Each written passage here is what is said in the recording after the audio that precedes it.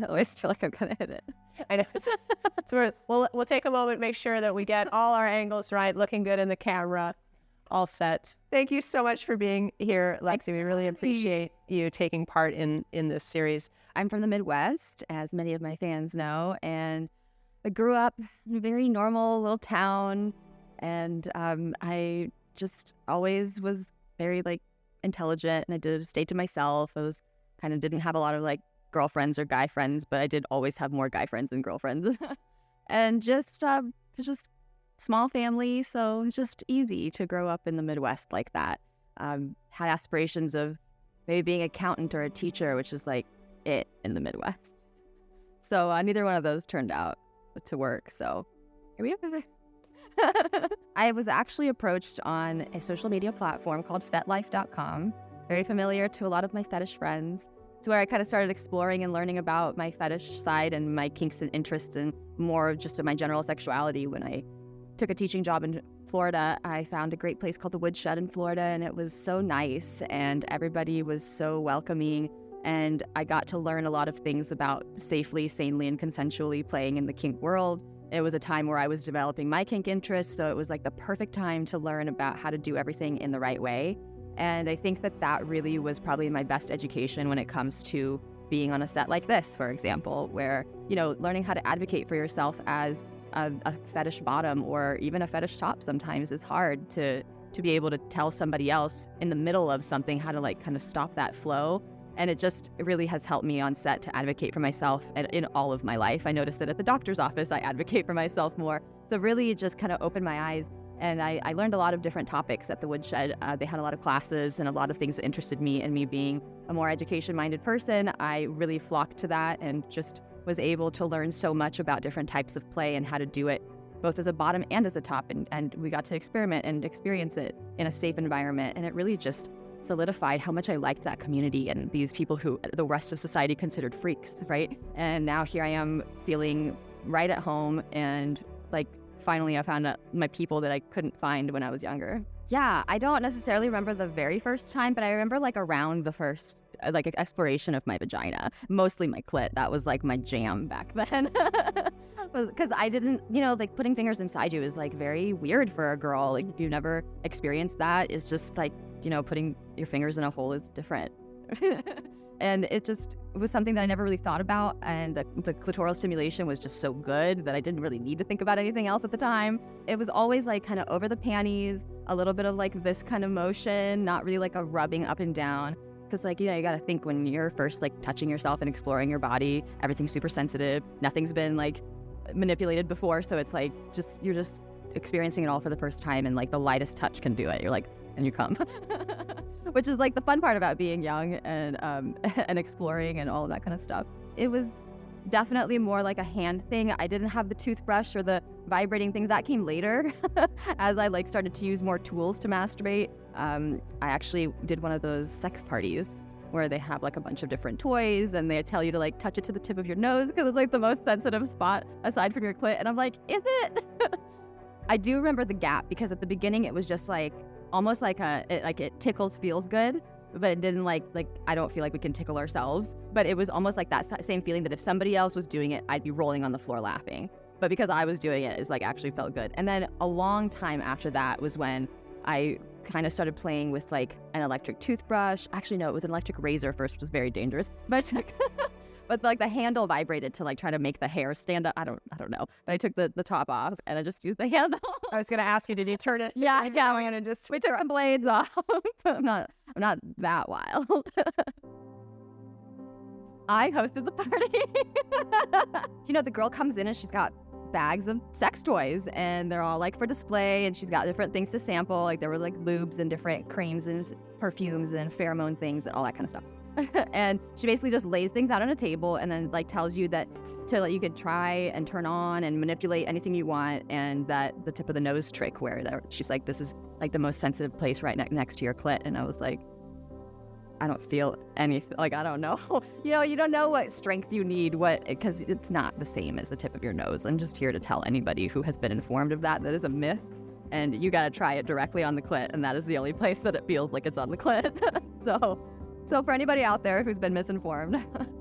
So yeah, after kind of exploring and learning about all the different toys, that some were just like, that's way too much, like the rabbits that like vibrate and jackhammer, and then there's like a little rabbit piece that goes like this, and I'm like, I don't even know where all those parts are supposed to go, so I'm just gonna skip out on that one. I got this pretty little purple, and I liked it because you could kind of see like the mechanics inside of it, so it was almost like a little see-through. It was like a pretty little purple thing that was like this, and then it had like a tiny little hook. And let me tell you, this thing had 2 speeds. It was hard and hardest, and there was nothing in between. So you are like, and I'm thinking like, this is small enough, I'm supposed to put this inside myself because it has this little hook, and that was like for the G spot. Mind you, I have no idea where this is at the time that I'm playing with this toy, so I'm just kind of like vibrating it over my panties, and the vibration is so intense. It is stronger than any of the magic wands or anything else that I have ever tried, and this thing rocked my world. I think I masturbated for like 3 hours.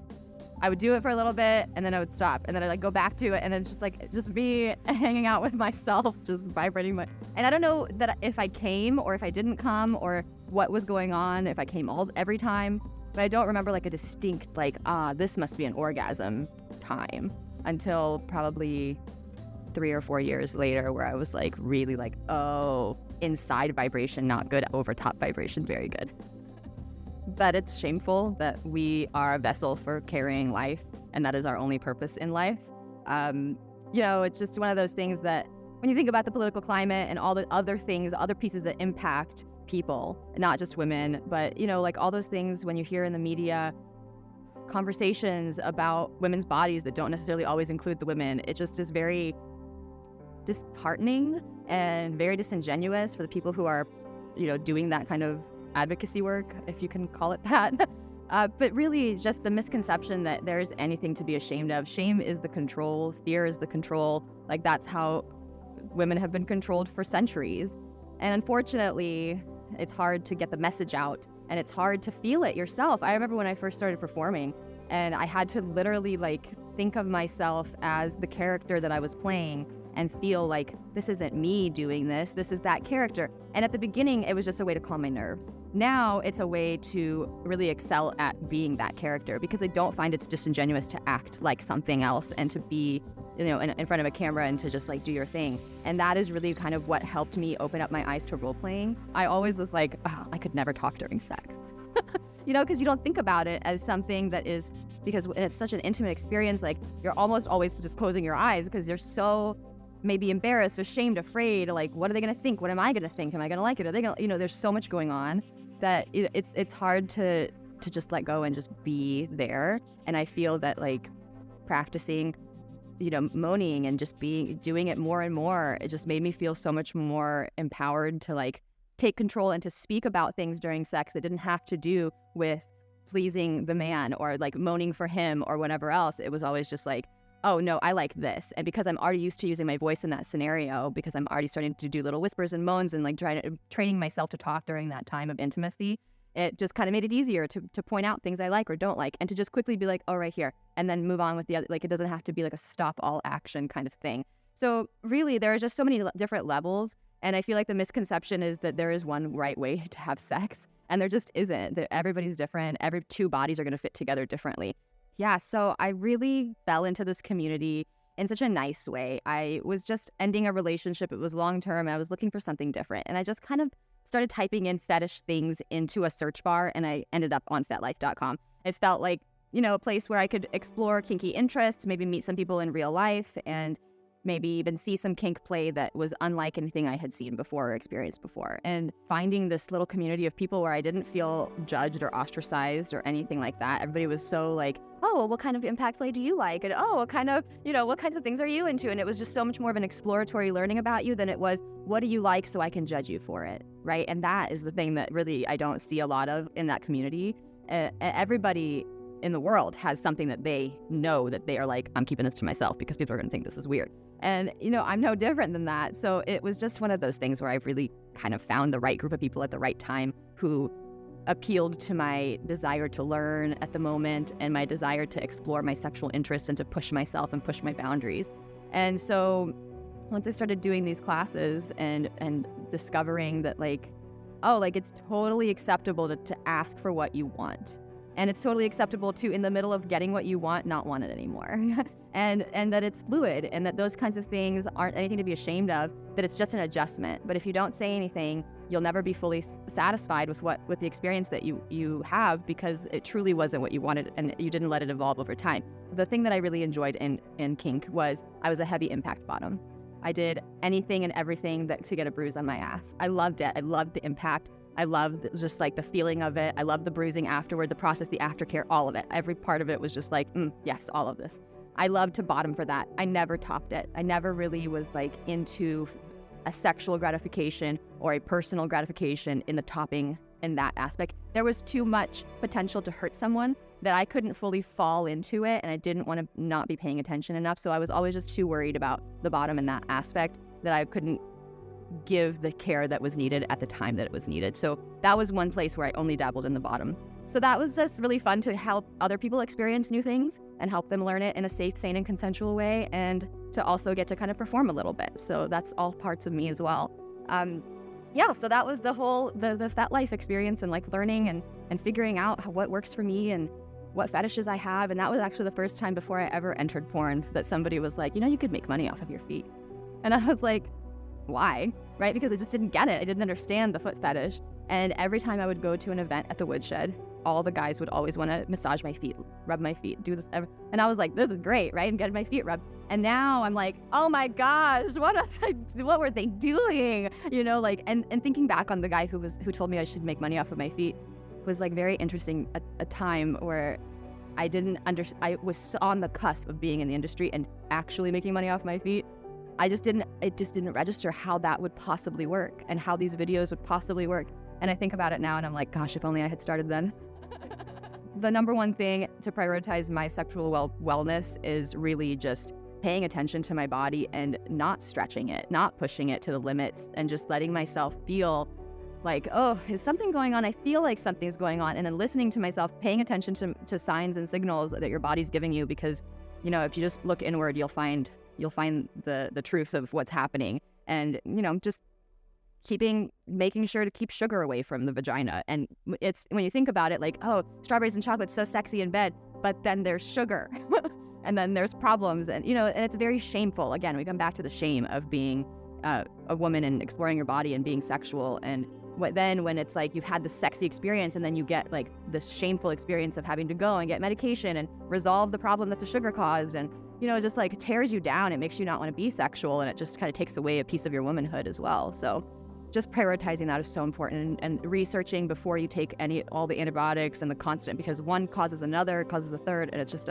it can be a mess. So finding something that works for your body might not be the same thing that works for everybody. That is a loaded question. So because I'm a performer and because I am actively shooting for companies, I'm doing cam shows, I'm performing for fans, all those different pieces, I really don't masturbate. I feel like sometimes like male talent where I'm like, I only have so many orgasms in me. Like I can't give you more than this.